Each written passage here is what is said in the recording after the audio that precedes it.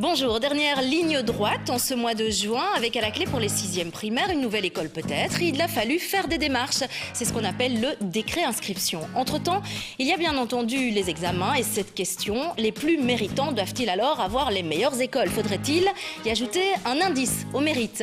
Pour en parler, 2 enseignants sur ce plateau. Merci messieurs d'être avec nous. Paul Bienbon, bonjour d'un côté et puis bienvenue à vous aussi John Rizzo. Vous souhaitez réagir à ce thème? Intervenez quand vous le souhaitez via les réseaux sociaux ou par téléphone. Soyez pour ou contre. Excusez-moi, Paul, d'avoir écorché votre nom. Paul Bienbon, vous êtes enseignant à Anderlecht. Voilà. Alors, vous avez écrit un article dans les pages de la Libre Belgique qui a attiré notre attention. Dans la Libre Belgique, plus exactement. Voilà. On avait envie, évidemment, de rebondir dessus. Votre question, elle est assez claire. Faut-il privilégier la méritocratie? Donc, c'est un grand mot. Pour vous, est-ce que les enfants doivent se surpasser un peu comme un sportif? Il faut jouer sur le mérite? La question m'interpelle parce que je ne m'attendais pas à la question soit posée comme ça, mais ça ne fait rien, je vais vous répondre. La méritocratie est un grand mot. En fait, il n'y a pas rien de caché sur le mot méritocratie. Il faut simplement savoir est-ce que quand on a droit à un avantage, c'est-à-dire par exemple avoir un poste, est-ce qu'il faut le donner au mérite ou d'une autre manière? C'est évident pour tout le monde qu'on doit donner au mérite. Personne n'aime que quelqu'un soit nommé au piston, personne n'aime que quelqu'un soit nommé au hasard. Donc la méritocratie est un beau mot, qui est très différent du mot élitisme. Élitisme, là, ce sont des gens qui veulent entretenir des privilèges pour eux-mêmes, et ça c'est condamnable. Très bien. John, j'arrive chez vous. Les enfants, vous me disiez quand même qu'ils devaient... On le fait pour les sportifs, pourquoi pas le faire pour les enfants? Et je voulais vous faire réagir par rapport à ça, John. Avant de vous dire tout le mal que je pense du fait d'attribuer une école sur base du mérite, revenons peut-être à la définition du mérite.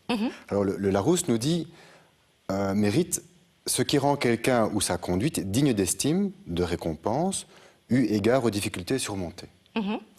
Et donc, pour moi, cette définition parle plus d'efforts que de résultats. Et donc, quand... Le danger d'une méritocratie basée sur le résultat, c'est-à-dire par exemple sur le résultat au CEB, serait que l'élève ne travaille plus que pour des points. Et monsieur, est-ce que c'est pour des points? Le nombre de fois que j'ai entendu cette phrase, vous n'imaginez pas. Paul? Je suis d'accord qu'on a plus de mérite si on est parti d'un niveau de difficulté plus bas. Et donc ça peut être récompensé en tant que tel. Quand je suggérerai plus tard une proposition d'amélioration du décret inscription, je tiendrai compte de cet élément que vous m'avez dit. Ah, c'est un bon filon, ça, pour vous, là, du coup?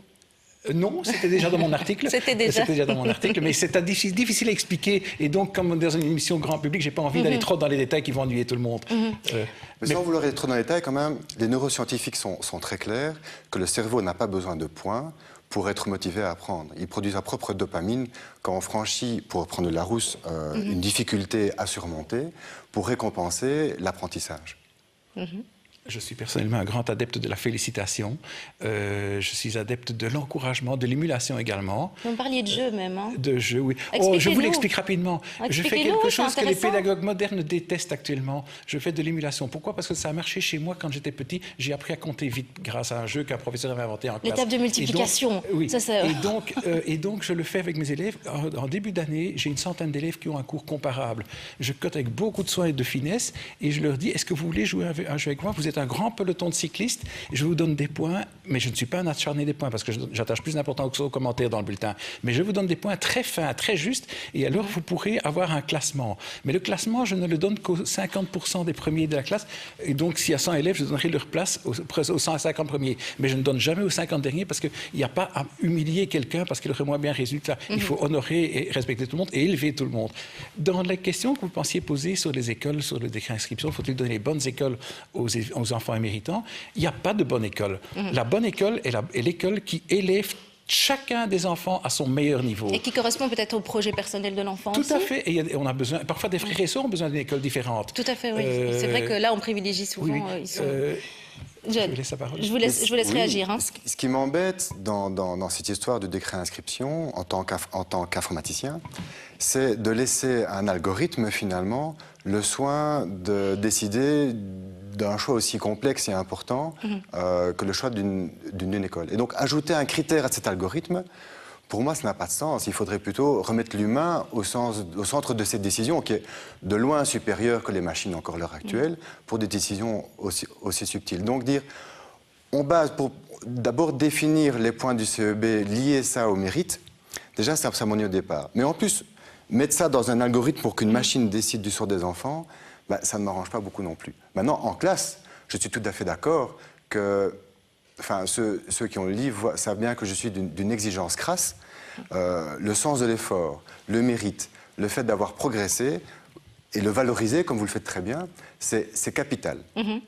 Mais le faire dans le cadre du décret inscription, je suis contre. Mais je crois que vous ne conviendrez pas avec moi, mais je vous le dis quand même, le décret inscription tel qu'il existe actuellement est quand même véritablement scandaleux. Quand on a installé le décret inscription, on aurait d'abord dû anticiper et voir qu'il fallait d'abord créer des écoles plutôt que de régler un problème avant qu'il apparaisse. Mais voyons, tout de suite, on va faire l'analyse de l'article qui parle. Alors évidemment, on fait toujours des recherches quand